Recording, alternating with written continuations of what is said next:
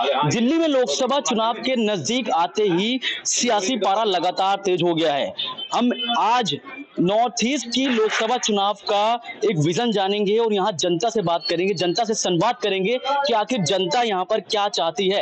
एक तरफ बीजेपी से मनोज तिवारी 2 बार के सांसद और तीसरी बार हैट्रिक लगाने की कगार पर है, और दूसरी तरफ कांग्रेस से पहली बार चर्चित चेहरा कन्हैया कुमार को कांग्रेस ने मैदान पर उतारा है। इसी पर बातचीत करने के लिए हमारे साथ यहाँ पर काफी लोग हैं, इनसे जानेंगे विजन की आखिर किसको समर्थन करेंगे और कौन होगा इस बार इस लोकसभा चुनाव का किंग। क्या नाम है आपका? मेरा नाम मेहर सिंह है। अच्छा, किस पर दाव है? दोनों पूर्वांचली है, किस पर आपका दाव है? देखिए, जहाँ तक ये दाव की बात है तो मैं समझता हूँ कि यहाँ पे मनोज तिवारी जी का पलड़ा भारी है। मनोज तिवारी जी? हाँ जी, क्योंकि मोदी जी जब से आए हैं 2014 से, वो अपने दिन पर दिन प्रगति देश को आगे बढ़ाने का ही कार्य कर रहे हैं, बहुत मजबूती के साथ आगे बढ़ रहे हैं। तो मैं समझता हूँ कि मनोज तिवारी भी बातें नहीं बनाते, काम ही करते हैं। तो इस तरह से तो मनोज तिवारी आगे। मनोज तिवारी आगे है। क्या लगता है तीसरी बार हैट्रिक होगी मनोज तिवारी? मनोज तिवारी जी की हैट्रिक नहीं होगी। मनोज तिवारी ने पिछले 10 साल से हमारे इलाके में कोई काम नहीं करा।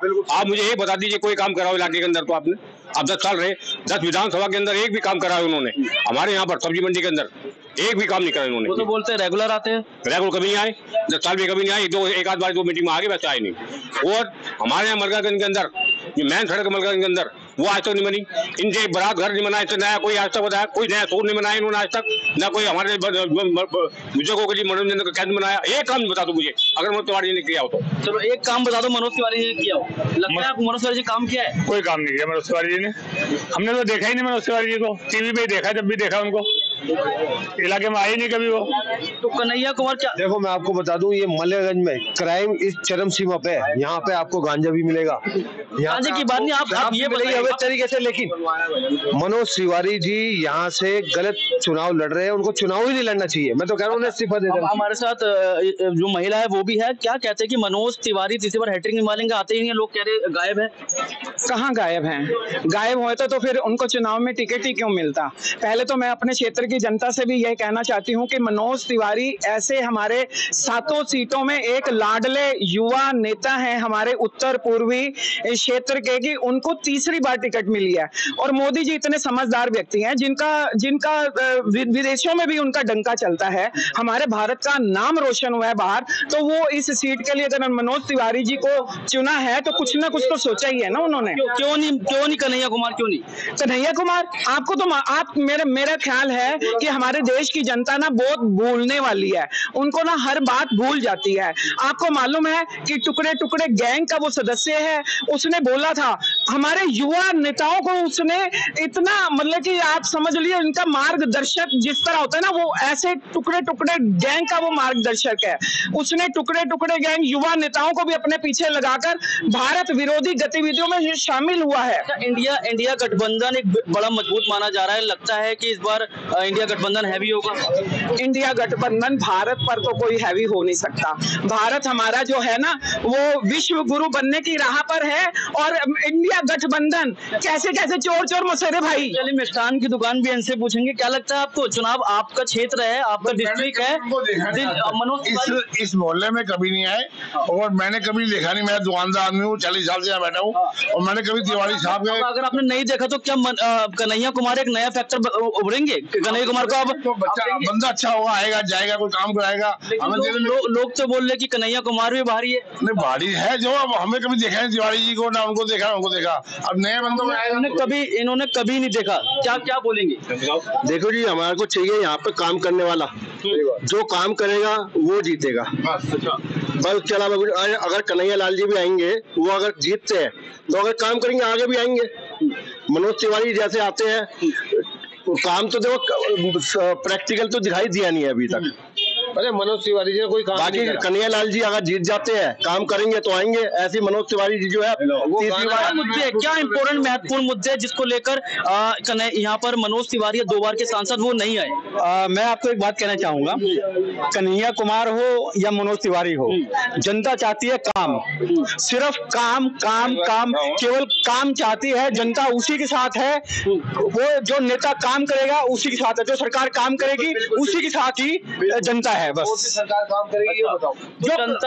जनता काम चाहती है। 2 बार से सांसद मनोज तिवारी है, उनकी नेगेटिविटी लोग बता रहे हैं, क्या कहेंगे? क्या एक बार फिर से वो तीसरी बार हैट्रिक? आप एक सांसद के काम का आकलन ऐसे नहीं कर सकते कि उसने इंडिविजुअली क्या किया। सांसद का एक जो दायित्व होता है वो एक कलेक्टिवली एक गवर्नमेंट को सपोर्ट करके वो गवर्नमेंट किस लेवल पे काम करती है देश के लिए, उस देशवासियों के लिए, देश की सड़कों के लिए, स्वास्थ्य, शिक्षा, रोजगार, उन सभी चीजों के लिए कलेक्टिवली जो सांसदों के योगदान से बनी एक मजबूत सरकार होती है। और आपको भी पता है सन 1984 के बाद इतना बड़ा बहुमत देश ने एक किसी पार्टी को, भारतीय जनता पार्टी को दिया, माननीय श्री नरेंद्र मोदी जी के नेतृत्व में। और आप सिर्फ आकलन कर रहे हैं कि इस क्षेत्र में अगर उन्होंने काम नहीं किया, यदि उन्होंने इस क्षेत्र में कभी अपनी शक्ल नहीं दिखाई, 2014 में वो जीते और 2014 में दिल्ली में सबसे ज्यादा मार्जिन से वो अपना एमपी का इलेक्शन जीते, 2019 में वो जीते। आज उनके सामने कांग्रेस पार्टी, इंडिया अलायंस कहना मोदी, लेकिन वो मोदी के चेहरे पर जीते, काम के चेहरे पर क्या है बोले? मोदी काम के चेहरे पर, मोदी जो दायित्व हर एमपी को जो दायित्व दिया जाता है वो अपना दायित्व पूरा किया जाता है। संसद की जो कार्रवाई होती है उसमें कौन सा दायित्व पूरा करा? मनोज तिवारी जी ने हिंदुस्तान की पार्लियामेंट के अंदर एक शब्द भी बोला हो, 10 विधानसभा के 1 लाख में ये काम करा हो तो बताएं। और मोदी के नाम पे जीते हैं, मोदी के नाम पे जीतते हैं। वो तो 5 लाख में लेते हैं नाचने गाने के लिए, उनको फुर्सत ही नहीं है। पहली बात उनको फुर्सत ही नहीं है। कांग्रेस और आम आदमी पार्टी चोर चोर मुसेरे भाई ऐसा नारा लग रहा है, क्या लगता है? क्योंकि पहले तो ये नारे लगा रहे थे कि आपस में कि ये खराब है, लेकिन उसके एक हो गए। ये आप नहीं कह रहे, प्रेस वाले कह रहे हैं, ये प्रेस वाले कह रहे हैं, नहीं मुद्दा बना रहे प्रेस वाले, आप वो नहीं बना रहे, प्रेस वाले बना रहे मुद्दे राजनीति के लिए।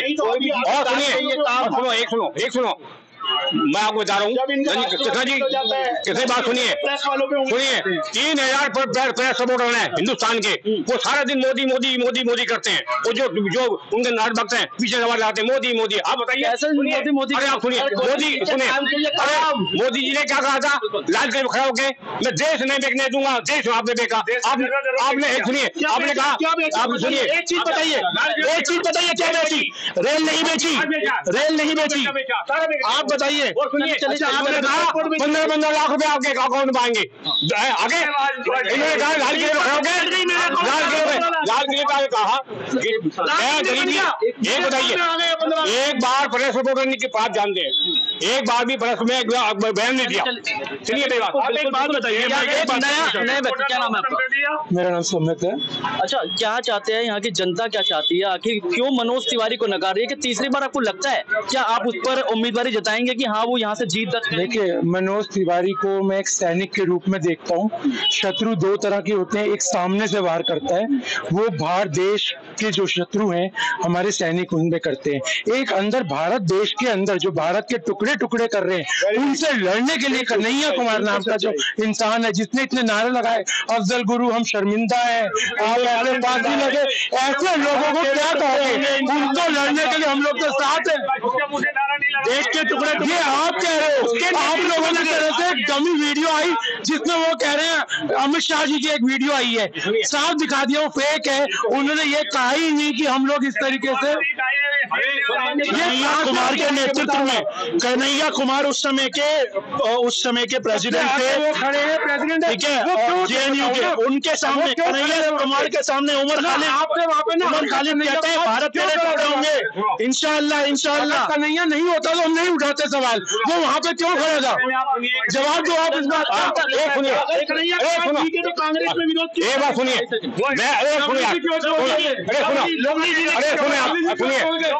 सुनिए, हम ये कह रहे हैं कन्हैया की बात कर रहे हैं ना, तो उद्देश्य बात कर रहे हैं। इसका मतलब हुआ कन्हैया लाल जी बहुत ही वो है और इन्होंने कह रहे हैं, सुनिए आप नहीं, डॉक्टर कन्हैया कुमार है नहीं, कन्हैया लाल कौन है? कन्हैया लाल तो वो था जिसका बहुत शुक्रिया। यहाँ पर काफी जैसे दिल्ली का तापमान बढ़ रहा है, वैसे सियासी जो पारा है वो भी लगातार बढ़ता चला जा रहा है। एक तरफ बीजेपी के मनोज तिवारी 2 बार के सांसद, तो दूसरी तरफ इंडिया गठबंधन से कन्हैया कुमार जो कि पहली बार किस्मत आजमा रहे हैं। देखना ये होगा कौन संसद तक पहुंचा है, क्या नया चारा कन्हैया कुमार संसद तक पहुंचने में कामयाब होंगे। कैमरा पर्सन केशव कुमार के साथ कृष्णा सोनकर, पंजाब केसरी, दिल्ली। मुमकिन है, मोदी है तो मुमकिन है।